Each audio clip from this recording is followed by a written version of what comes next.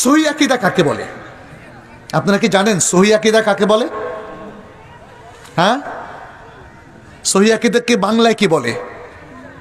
বিশুদ্ধ আকীদা। বিশুদ্ধ আকীদা, কারণ আকীদা বিশুদ্ধ হতে পারে আবার বাতিলও হতে পারে, নাকি? আকীদা কি বাতিল হতে পারে? বলেন, হতে পারে। বাতিল আকীদা কেমন? যেমন মাজারে গিয়ে সেজদা করা, এটা কি বিশুদ্ধ নাকি বাতিল? বলেন। মিলাদ পড়া বিশুদ্ধ আকীদা নাকি বাতিল? বাতিল আকীদা। কারণ মিলাদ যারা পড়ে তারা মিলাদ পড়ে দাঁড়িয়ে যায় আর বলে রাসূল সাল্লাল্লাহু আলাইহি ওয়াসাল্লাম সেখানে উপস্থিত হয়েছেন। এটা আমল ও বিদআত, আর আকীদাটাও এখানে ভুল, বিভ্রান্তিমূলক। তাইলে আকীদা শুদ্ধ হতে পারে, অশুদ্ধ হতে পারে, হকও হতে পারে, বাতিলও হতে পারে। বিশুদ্ধ আকীদা কাকে বলে? বিশুদ্ধ আকীদা হচ্ছে ইমানের এই রকনগুলোকে কোরআন এবং সুন্নাহর আদলে জেনে নেওয়া, শিখে নেওয়া এবং সেভাবে বিশ্বাস করা। এটা হলো বিশুদ্ধ আকীদা। আল্লাহ কোথায় আছেন বলেন তো? আল্লাহ কোথায় আছেন? জোরে বলেন। আরশের উপর আছেন। এটা হলো বিশুদ্ধ আকীদা। আর যদি কেউ বলে আল্লাহ সর্বত্র বিরাজমান, এটা হলো অশুদ্ধ আকীদা। কারণ কি? কারণ আল কোরআন এবং আস সুন্নায় অসংখ্য আয়াত এবং হাদিসে, অসংখ্য হাদিসে এসছে আল্লাহ কোথায় আছেন? আল্লাহু ফিস সামা, আল্লাহু ফিস সামাই আলাল আরশ, আল্লাহু ফিস সামাই আলাল আরশ। তাহলে আমরা বলবো আমাদের জানার প্রথম গুরুত্বপূর্ণ বিষয়টা হলো ঈমান এবং আকীদা। দ্বিতীয় বিষয়টা কি? কেউ কি বলবেন নিজের থেকে? একটু বলেন তো, দ্বিতীয় বিষয়টা কি? ইবাদা। দ্বিতীয় বিষয়টা হলো ইবাদা। আবার বলে, দ্বিতীয় বিষয়টা কি? ইবাদা। ইবাদতকে দুই ভাগে ভাগ করা হয়। একটা হলো স্পেশাল ইবাদা, আল ইবাদাত আল খাসা, স্পেশাল ইবাদা, যেমন সালাত, যেমন রমাদানের সিয়াম বা রোজা যেটাকে আমরা বলি, যেমন হজ, আরও যেমন কুরবানি, উমরা, যাকাত, সাদাকা, তাই না?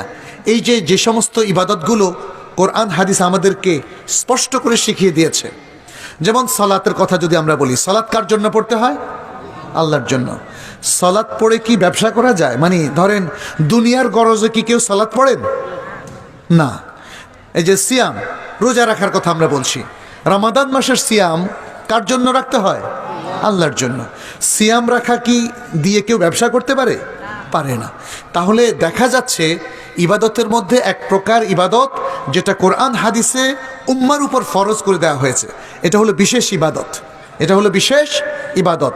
এগুলোকে পালন করার জন্য আমাদেরকে রাসূল সাল্লাল্লাহু আলাইহি সাল্লামকে অনুসরণ করতে হবে। তার সুন্নাহ অনুযায়ী সালাত পড়তে হবে, তার সুন্নাহ অনুযায়ী হজ করতে হবে, তার সুন্নাহ অনুযায়ী উমরা করতে হবে, তার সুন্নাহ অনুযায়ী কোরবানি করতে হবে। তাহলে সমস্ত ইবাদত কাকে অনুসরণ করতে হবে? রাসূলুল্লাহ সাল্লাল্লাহু আলাইহি সাল্লামকে। আর কার জন্য ইবাদতগুলো করতে হবে? আচ্ছা, আমরা কি কোনো ইবাদত আল্লাহকে খুশি করার জন্য আর কোনো ইবাদত রাসূলুল্লাহ সাল্লাল্লাহু আলাইহি সাল্লামকে খুশি করার জন্য করতে পারি? জি, কেন? যদি রাসূল সাল্লাল্লাহু আলাইহি সাল্লামকে খুশি করার জন্য ইবাদত করি, তাহলে সমস্যাটা কি বলেন তো? কি হবে? এটা শিরক হবে। কারণ আল ইবাদাতু লা তুসরাফু ইল্লা লিল্লাহ, সমস্ত ইবাদত আল্লাহ ছাড়া আর কারোর জন্য করা যায় না। অতএব সেটা নফল হোক, মুস্তাহাব হোক, সুন্নত হোক, ফরজ হোক, যাই হোক না কেন, সমস্ত ইবাদত কার জন্য করতে হবে? জোরে বলেন না, কার জন্য? আল্লাহর জন্য। কিন্তু ইবাদত পালন করব কাকে দেখে? রাসূলুল্লাহ সাল্লাল্লাহু আলাইহি সাল্লামকে দেখে। তাহলে এইটা মনে রাখতে হবে, আমাদের ঈমান না থাকলে ইবাদত কি কবুল হবে? তাইলে প্রথমে ঈমান থাকতে হবে। দ্বিতীয় হচ্ছে ইবাদত পালন করতে হবে কার জন্য? তৃতীয় হচ্ছে ইবাদত পরিপালন করতে হবে কার সুন্নাহ অনুযায়ী? রাসূল সাল্লাল্লাহু আলাইহি ওয়াসাল্লাম অনুযায়ী। তাহলে তিনটা শর্ত ইবাদতের জন্য হলো, তিনটা শর্ত। এই তিনটা শর্তের কোনো একটা শর্ত যদি মিস হয়ে যায় তাহলে ইবাদত কবুল হবে না। প্রিয় ভাইরা, এরপর আসি ইবাদতের দ্বিতীয় কিসম। ইবাদত আমরা বলেছি কয় প্রকার? দুই প্রকার। একটা হলো খাস ইবাদত, যেগুলোর ব্যাপারে আমরা বললাম। দ্বিতীয় হচ্ছে ইবাদত, আরেক প্রকার হলো সকল ভালো কাজ ইবাদত হবে যদি সেই কাজটা আপনি আল্লাহকে খুশি করার জন্য আর শরীয়তের নিয়ম মোতাবেক করেন। যেমন খাবার খাওয়াটা কি বলেন তো? এটা কি ইবাদত নাকি জায়েজ কাজ? এটা জায়েজ কাজ, কিন্তু এটা ইবাদত হইতে পারে। আপনি যেমন সকালবেলা ব্যায়াম করছেন, এটা কি ইবাদত? ব্যায়াম করা কিন্তু ইবাদত না, বুঝতে পেরেছেন?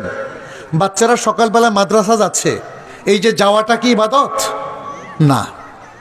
কিন্তু এই যাওয়াটার পেছনে যদি আল্লাহ সন্তুষ্টি তার উদ্দেশ্য থাকে আর সে এই সমস্ত কাজ শরিয়া মোতাবেক পালন করে, তাহলে এটা কি হবে? ইবাদত হবে। আপনি যেমন চাকরি করেন, পোস্ট অফিসে চাকরি করেন, কিংবা আপনি স্কুলে মাস্টারি করেন, তাহলে এই যে মাস্টারি করা, পোস্ট অফিসে চাকরি করা, এটা তো ইবাদত না। কিন্তু যদি আপনি এই দায়িত্বটা শরিয়াসম্মতভাবে করেন, যে সেখানে বসে ঘুষ খেলেন না, ফাঁকি দিলেন না, এবং নিজের রিজিককে হালাল করার জন্য ঠিকমতো ডিউটি করলেন। কেন? কারণ ঠিকমতো ডিউটি করলে কে খুশি হবে? আল্লাহ খুশি হবে। তাহলে এইভাবে করার কারণে এই জায়েজ কাজটা আপনার ইবাদত হয়ে গেল, আপনার খাবার দাওয়ারটা ইবাদত হয়ে গেল, আপনার ব্যায়াম করাটা, হাঁটাটা ইবাদত হয়ে যাবে যদি এই সমস্ত কাজে আপনি দ্বীনের ভালো করা, মানুষের কল্যাণ করা, মানুষের উপকার করা, দ্বীনের দাওয়াতি কাজ করা, এই ধরনের ভালো উদ্দেশ্য আপনার থাকে, আল্লাহর কাছে সওয়াবের আশা করেন এবং শরীয়ত লঙ্ঘন না করেন, তাহলে দেখা যাচ্ছে যে এর মধ্য দিয়ে আপনি সমস্ত সাধারণ কাজকে ইবাদতে পরিণত করলেন। এটাই হচ্ছে আমাদের সবচেয়ে বড় অর্জন।